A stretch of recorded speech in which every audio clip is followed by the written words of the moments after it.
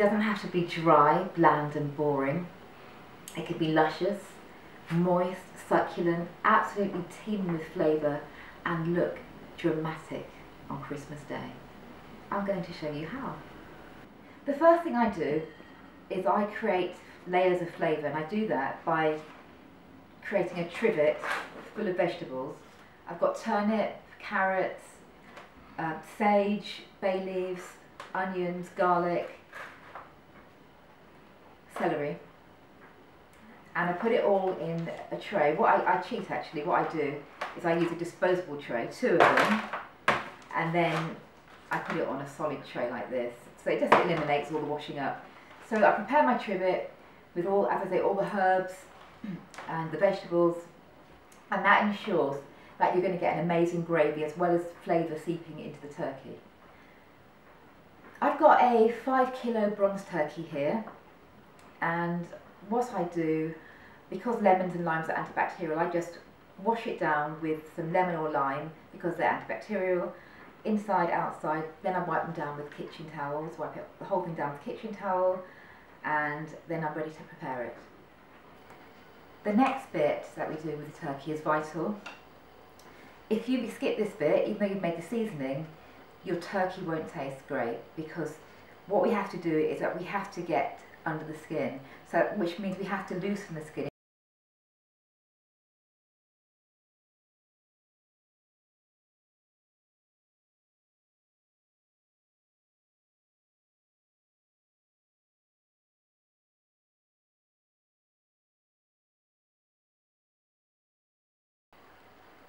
So now this, can you see the entire bird? The skin has been loosened from the flesh, and that means we've got a whole packet available now to put our seasoning in. Now for the actual seasoning of the turkey. I've washed my hands, and I'm going to wear some gloves because I don't want to get the seasoning caught in my fingers and smell of seasoning for Christmas. I'm going to use a skewer or a cocktail stick, and I'm just going to rupture the skin and go right into the meat so that the seasoning can penetrate throughout the bird. So quite a few jabs with the skewer into the leg and the thigh.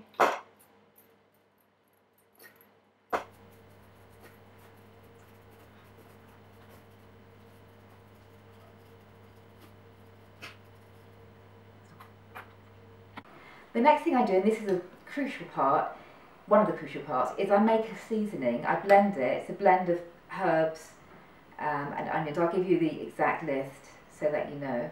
And so I just blend it in my food processor, or you can use a stick blender. And what I've got in here is ginger, garlic, sage, spring onion, that's green onions, onion or shallot, thyme, bay leaves, celery leaves, salt and black pepper, and good old Worcester sauce. Now they're not sponsoring this. I used to use this, and I use it. So blend it all up together, and taste it. It needs to be fairly salty. It acts as a brine actually. This is a form of brining that we're doing. So I usually use around a dessert spoon of salt, and that's our seasoning. Right, so here's our seasoning. So I'm going to take a spoonful, got my gloves on, open up the skin. Now I'm going to take the spoon and quite fiddly and slippery actually. Just slide the turkey in. I'm trying to take the spoon as far as I can, but it is a bit fiddly. That's it. So you just keep going with it.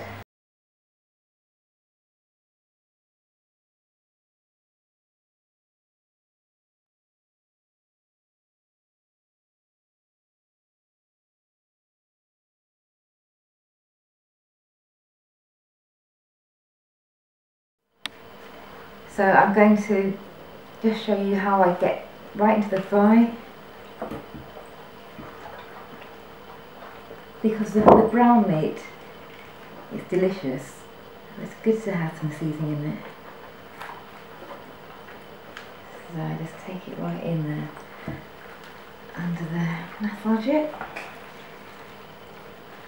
And then just scrape up all the leftover bits. Give the bird a good massage. Like that.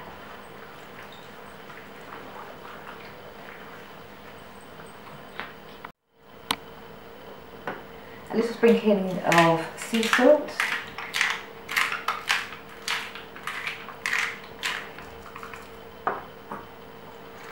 Black pepper.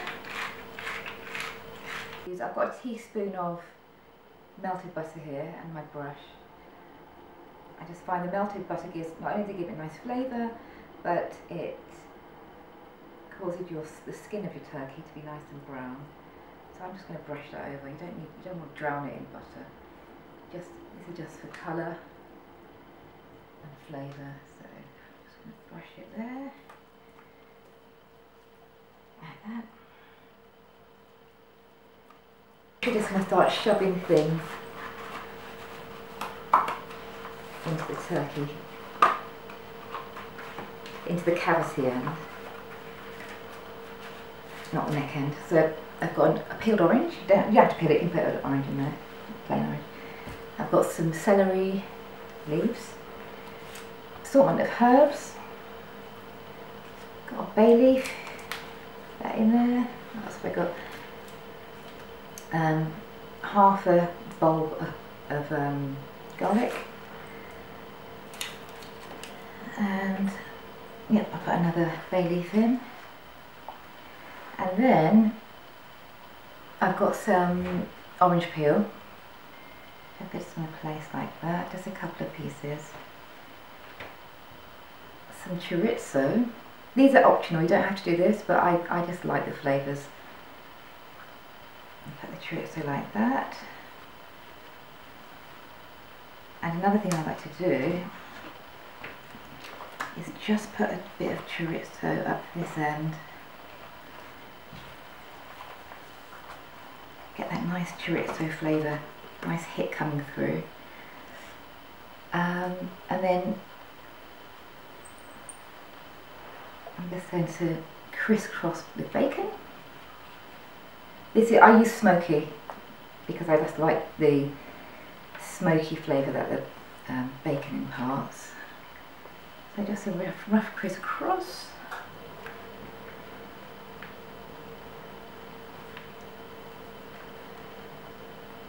Making sure you cover that breast part.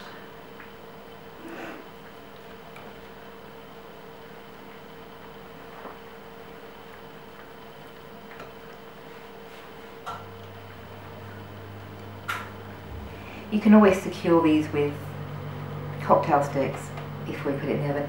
I'm not going to show you how to stuff it. Obviously you'll put the stuffing in that end probably before you do all this.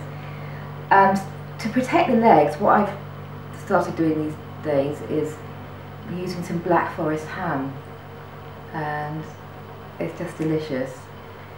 So it's very thin, delicate, but it just protects the legs. That's what I do, either side. You can buy in the UK, you can buy Black Forest ham from Lidl. You can also buy it from Aldi. Look up online, see where else you can get it. And then I just kind of stuff this in here like that.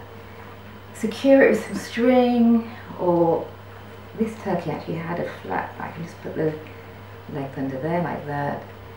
And then I will put it on my trivet to bake, to roast. Okay, so we have seasoned our turkey, and what we need to do now is leave it for 24 hours, allow those seasonings to penetrate throughout the entire bird. Here's a trivet that we prepared earlier with our vegetables. So all we're going to do is place our seasoned turkey on the trivet,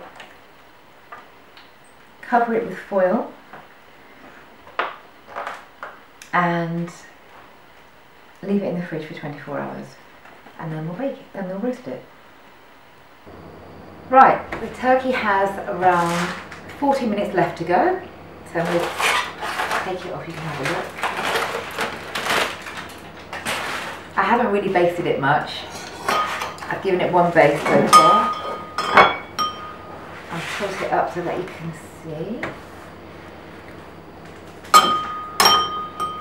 What I didn't mention before is that I put around 4 tablespoons of wine just before I put it in the oven. I'm just going to baste it.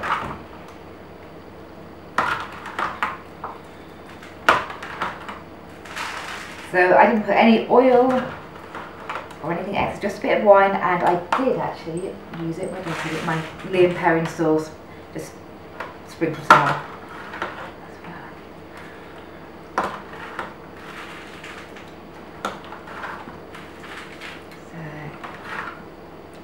Good base. The other thing I did, I don't know if you can see, is I put a string on it to just keep those legs together because they do come off. I'm going to remove the bacon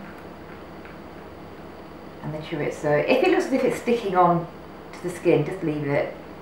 But I'm going to remove it so that the skin will get nice and brown. I think I'll leave the ones that are on the legs. I'll just remove what I can.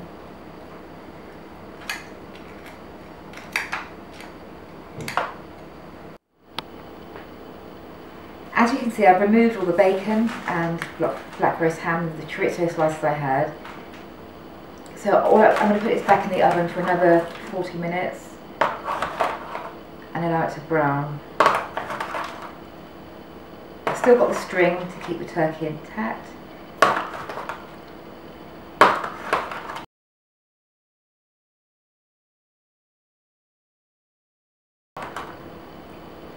So that's it. So the turkey's just come out of the oven, and I like it this colour. I don't like it to look pale and pasty. I like it to look like it's had a good time in the oven with all this flavouring and all the juice.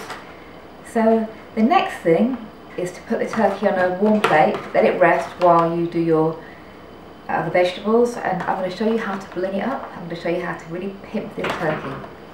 So here we have it, our pimped turkey. As you can see, it's all cooked, embellished, pimped, tittified. This is actually parsnips. And what I've done is I fried it in some gram flour, which is like from chickpeas. Fried it in some gram flour, a bit of seasoning, and then just quickly, and then just scattered that around. I've made some, these are pancetta, or you could use black forest ham or bacon. So I've just put these in the oven briefly, cooked those. Also I've got some stuffing balls, these have got little kebabs, stuffing balls, oranges, bay leaves, sausages, whatever you feel like doing. So what I've used is one of these bamboo skewer sticks and just layered it. So whatever you feel like putting on there, you can put prunes, whatever, lemons, whatever herbs you want to stick on there. So that's it. I just wanted to show you the stuffing that I made. Again, I'll put this recipe out on YouTube. But I made a chorizo and cornmeal stuffing. So I've just stuffed the neck end, and I'm going to cut it.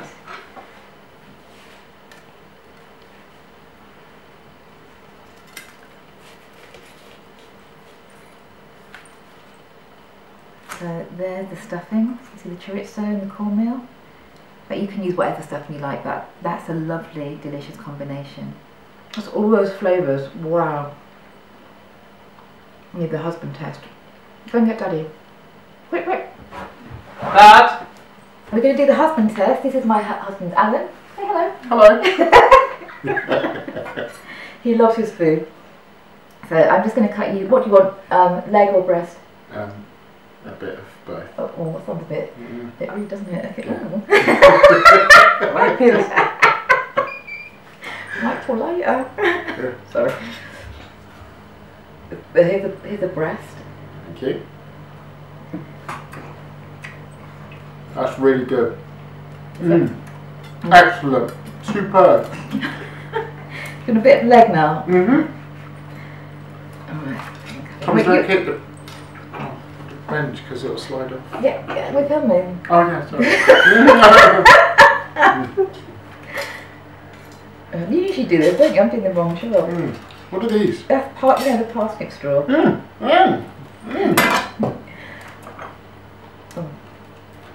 There you go. Superb. Taste the stuffing. Chorizo and the cornmeal. The best. No, seriously, what's it like? It's lovely. Okay, alright, thank Really you. good. Okay, husband tests it worked. Husband approves. Okay. Okay. So here we have our pimped turkey. All golden and glistening, ready to eat. So that's it. That is our pimped turkey. I'm going to make the recipes available. If you want to get the recipes, subscribe to my channel. You can email me at info@pimpmyturkey.com and I can make recipes available to you. There'll be plenty more recipes. Keep watching. Thank you. This is an afterthought. The turkey's already been attacked by my family, as you can see. But what you could do, you could bring it to the table sparkling. Give it a go. See what happens.